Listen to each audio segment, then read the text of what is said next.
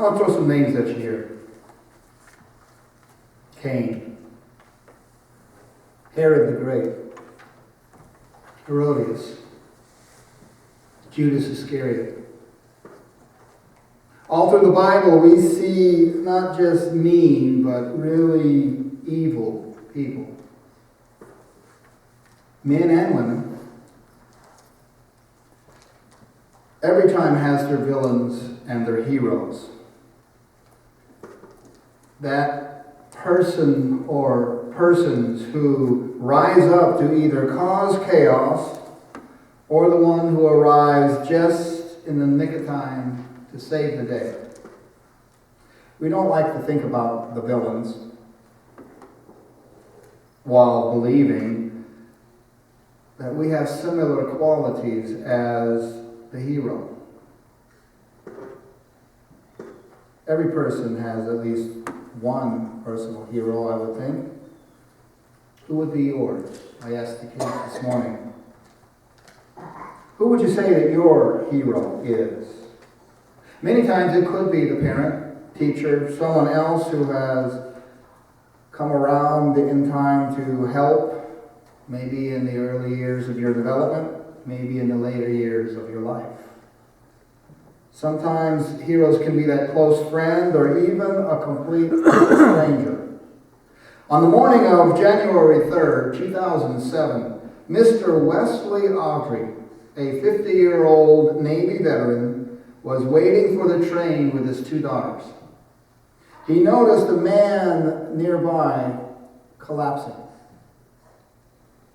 Mr. Cameron Hollowcooper, that's his name. Well, he tried to get up from collapsing and he seemed to have suffered a seizure. His body began convulsing.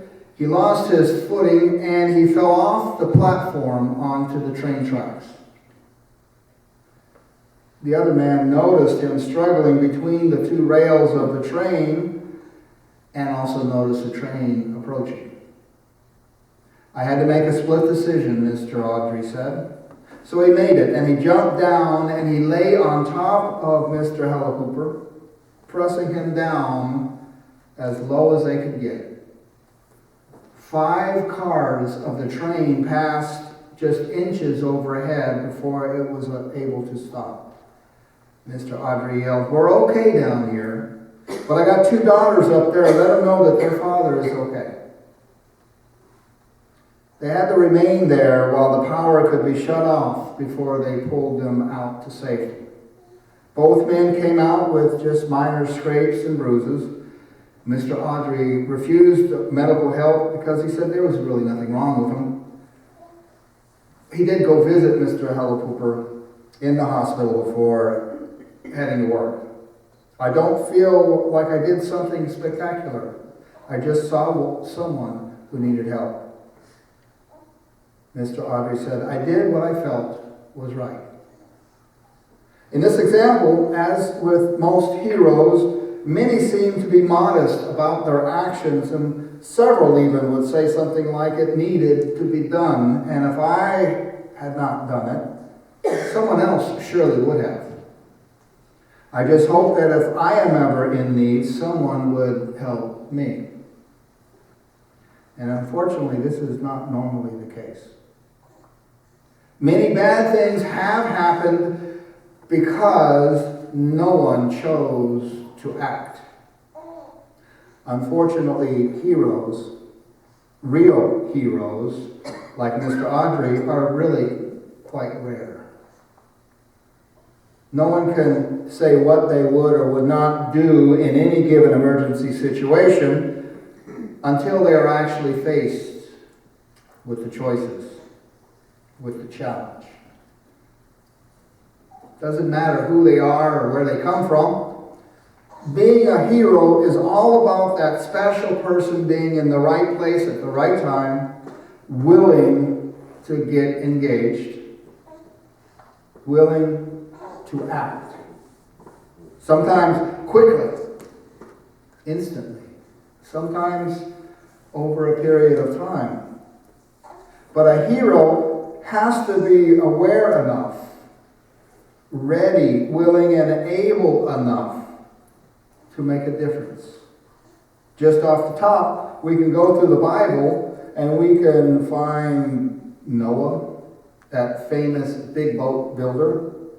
He lived at a time when the world was becoming increasingly evil. His heroics were not spur of the moment. It actually took him quite a while to fulfill what was required of him to be a hero. The state of humanity had degraded terribly, and so much so that God was grieved and said, I will cleanse the world of these humans and start anew. And because God had found favor with Noah, and because Noah had trusted God and had walked by faith in a faithless world, God used Noah and his immediate family as humans' new beginning, our root, called for Noah.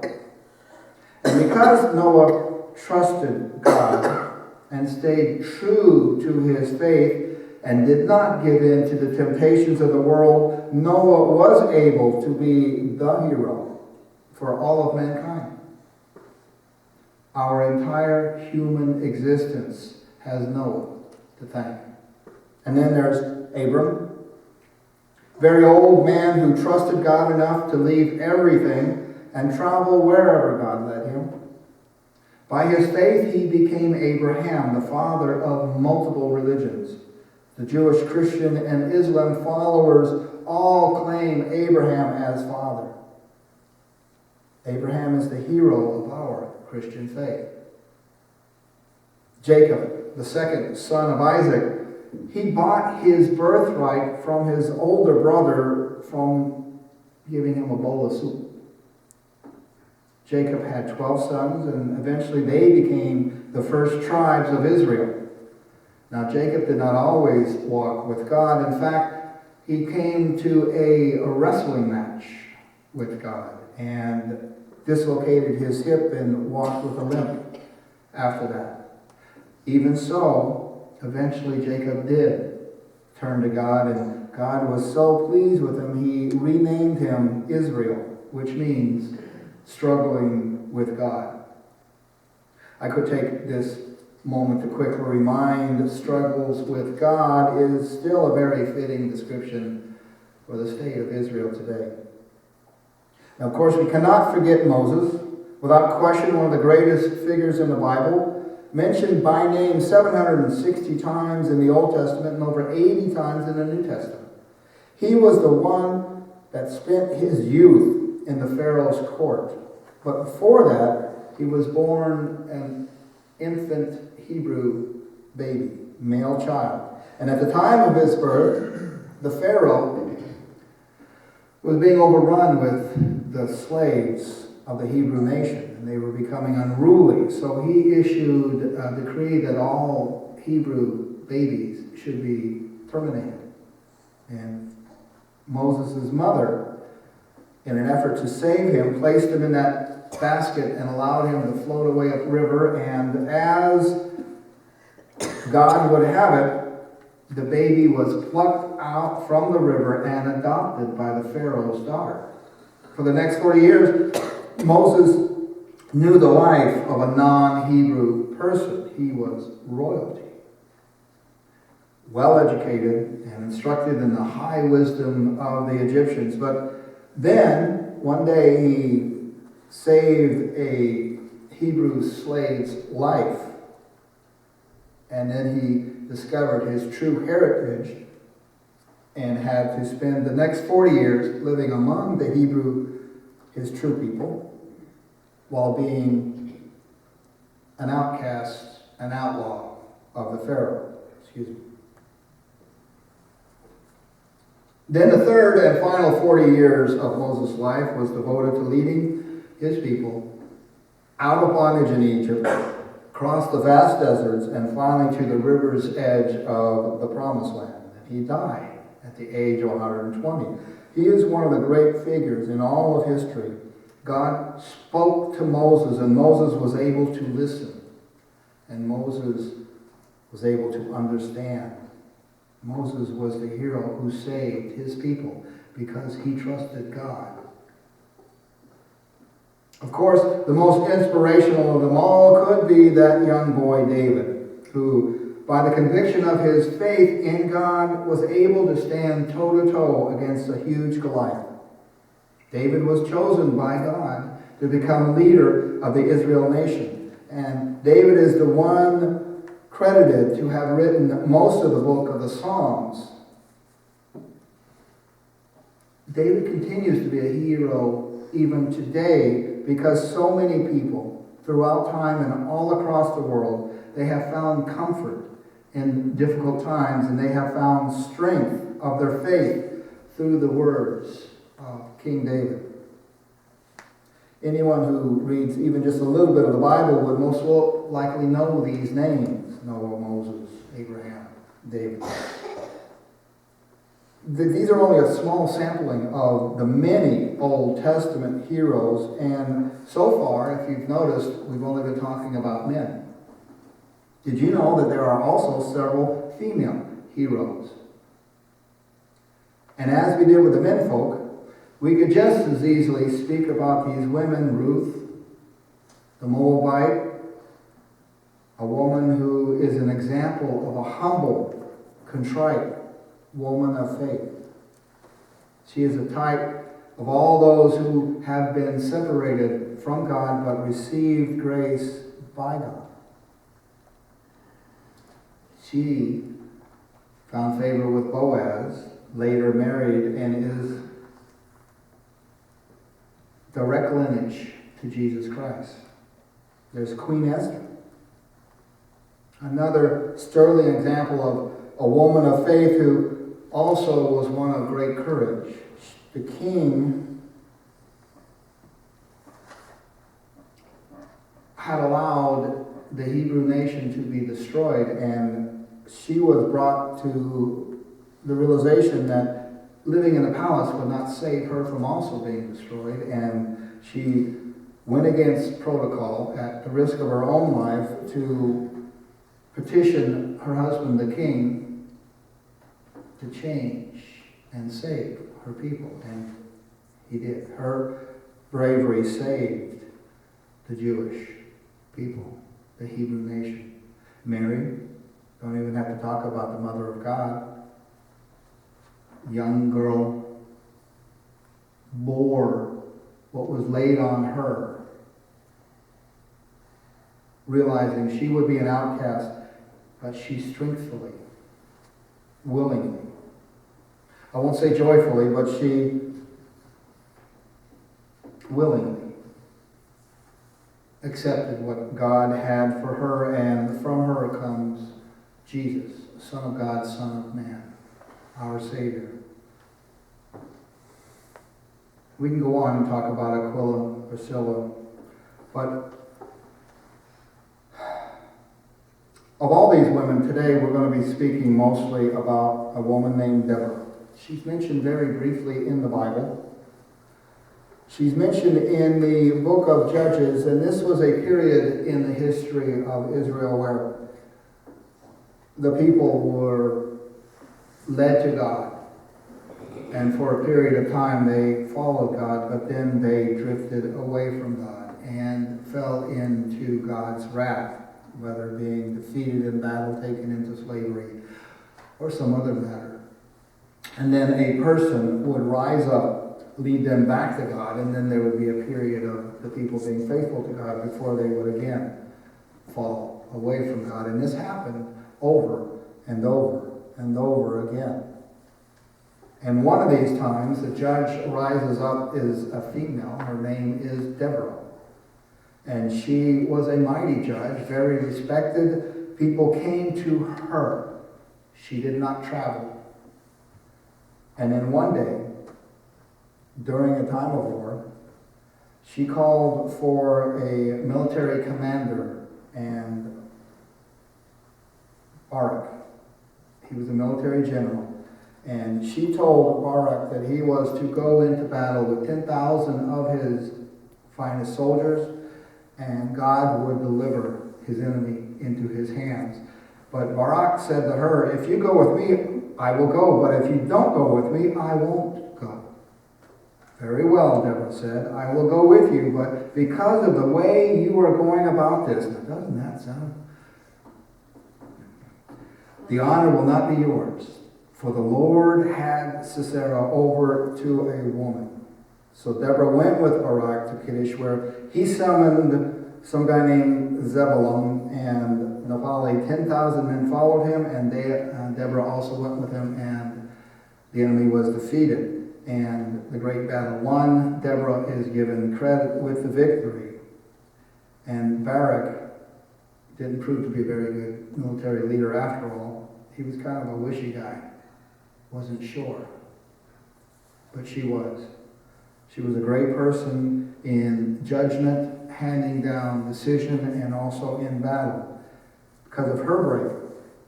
Because of her heroic actions, she brought a great victory to God's people. There's so many more in the Bible, and each of them, they excel. Sometimes because they are able to understand that it's in their or their people's best interest that they do so. Sometimes because they just react. Like Mr. Audrey. I'm sure that he did not think for more than a split second that he needed to react, and he did, to not have done something that man would have most likely been run over by a train. He did not have time to think about it and devise a plan of action as Deborah had done. She engaged the situation. She called the people together that needed to respond to a situation. And she, through her faith, was able to have the victory that was needed by her people.